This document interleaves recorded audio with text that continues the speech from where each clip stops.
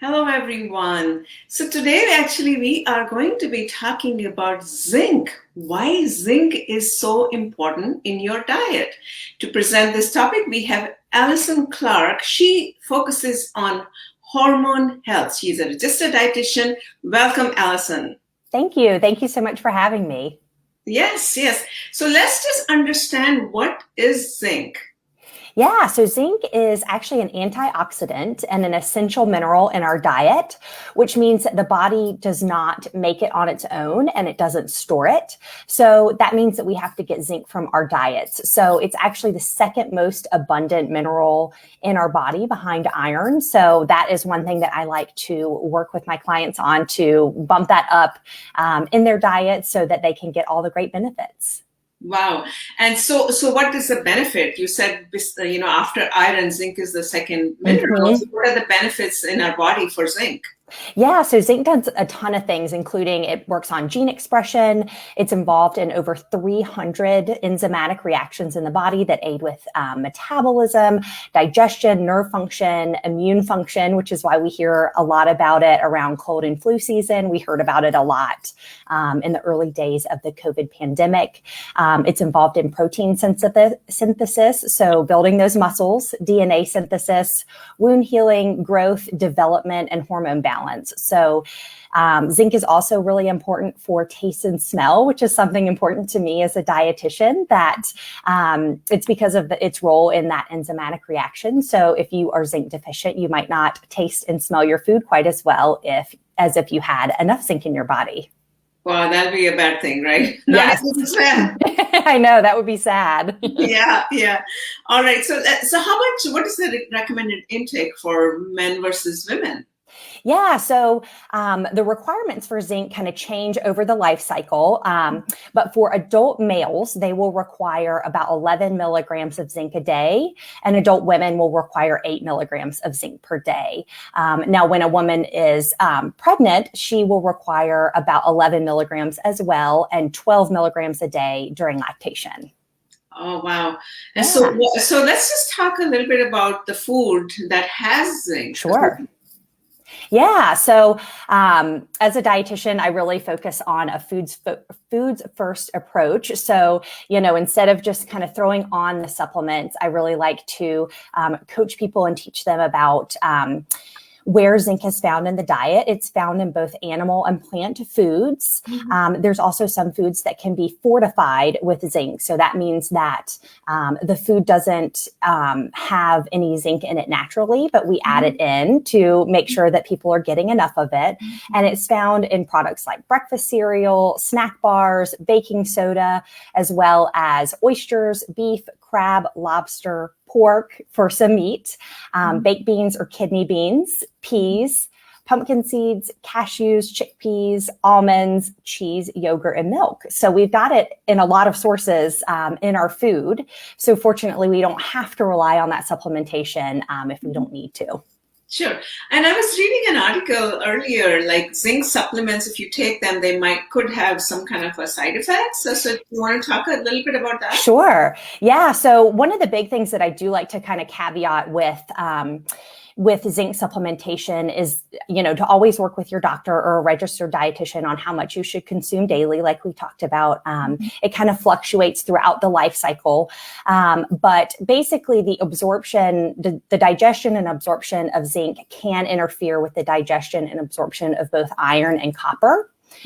So fortunately, foods that are high in iron or fortified with iron, we don't see any kind of impact on the absorption of zinc, but sometimes iron supplementations can block that absorption of zinc, which is why we recommend taking those iron supplements between meals on an empty stomach.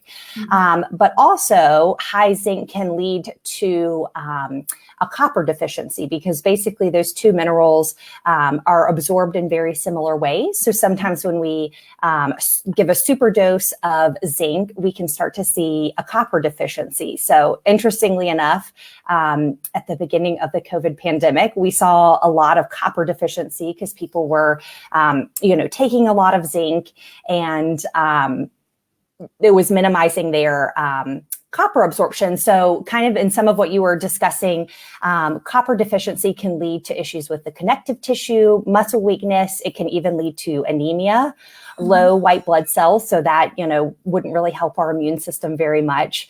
Neurological problems, and sometimes paleness, which I always think is an interesting one. That might be one that we would see before we would notice with some things going on inside of the body. So again, I think it's always important to kind of consider all of these things when we're adding in supplements and making sure, you're working with a professional to get the right regimen with food and supplements if necessary. Sure. And I know we talked about that you focus on hormone health. So is there a correlation of zinc deficiencies with women who have hormone issues? Yes.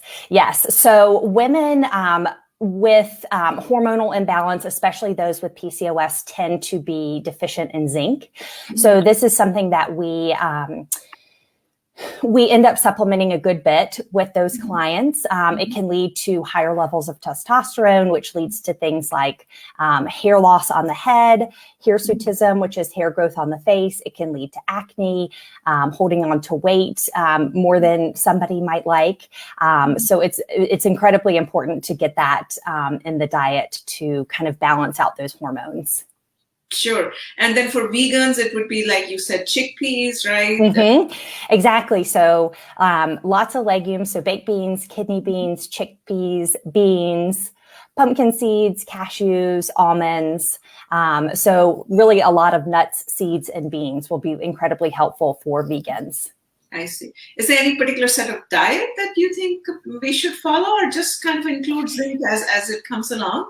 Yeah, I think, really just making sure that you've got a good balanced diet with, lean meats, lean proteins, those beans, if you are a vegan or a vegetarian, making sure you're getting those in the diet, lots of good fruits and vegetables, and whole grains. And so I think when you follow a balanced diet, that really should get you enough zinc. But if not, that's where I think working with a professional can be really helpful to figure out which zinc supplement to use, what the dosage should be, all that fun stuff, so that we're really making sure to address that person's specific health goals and health needs. Sure. So what kind of testing would you do to see if there's a zinc deficiency? Is it like a simple blood test or something else? Yep. So sometimes we can do a blood test. It's a little bit harder to use since zinc is not stored in the body. So more times than not, I just go based off of symptoms with my clients. So especially if they have high testosterone. So we could look at that in a blood test, but we can also, like I said, look at those symptoms.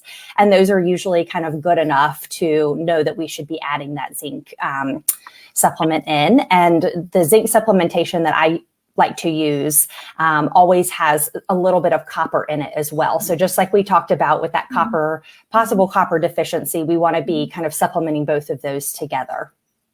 And the symptoms would be, you were talking about hair fall, right? And what else, like hair fall, acne, and there was... Yep, it was hirsutism. So that is basically kind of dark, thick hair growing on the face. Wow.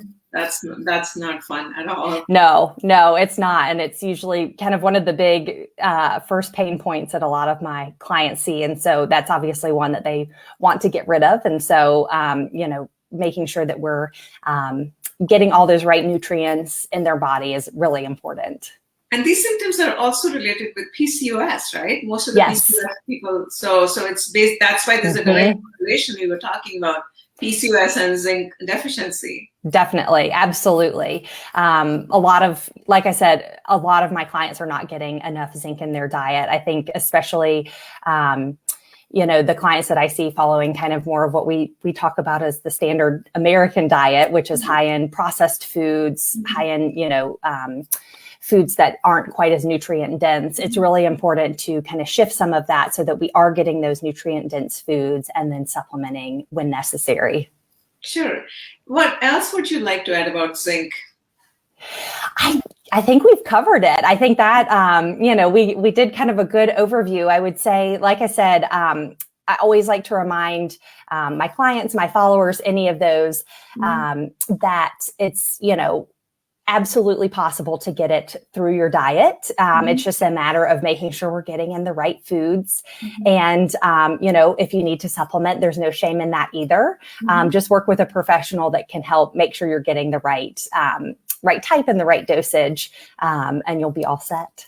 Sure. And you do offer virtual consultations as well, right? I do, yes. Yeah. Well, thank you so much. I think this was short and right to the point. Everything I think we covered. We just wanted to give our viewers an overview of how sleep is so important and correlation with PCOS. All the women, there's so many women who suffer from PCOS, right? Absolutely. Yeah. All right. Thank you so much, Ellison, for being here. If anyone has questions, comments, feedback, you're welcome to. This video would be there on our Facebook session, Facebook wall, and we will be posting on Insta as well. So yes, get zinc in your diet. That is the message for today, for this session. Just make sure you have enough zinc in your diet. That's the message. Thank you. And